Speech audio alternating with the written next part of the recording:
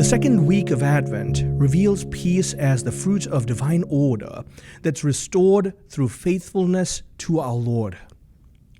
Isaiah's vision of the shoot that comes forth from the stump of Jesse reminds Israel that even when dynastic glory decays, God's promise does not.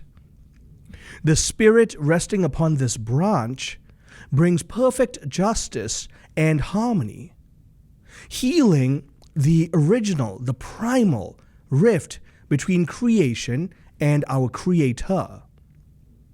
The wolf dwelling with the lamb, the child playing over the serpent's den, they are depicted as poetic fantasies, to be sure, but theologically they're also signs of the restoration of divine order, where enmity is going to be replaced by communion.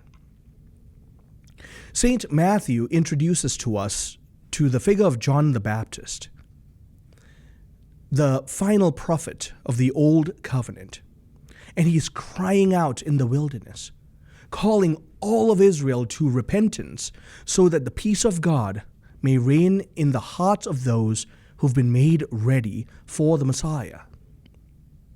John's baptism is an echo of the Jewish mikveh, which is the ritual washing of purification.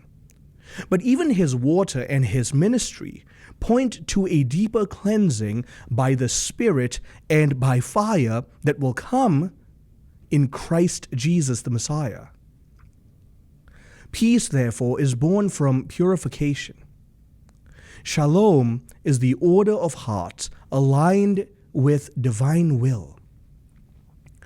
To prepare for the coming of Christ our Lord is to yield to the fire of the Holy Spirit that enters into our souls and burns away our sins, so that the world might again dwell in peace, in the covenant, under the reign of God the Father, the fire of the Holy Spirit, and Jesus Christ, the Prince of Peace.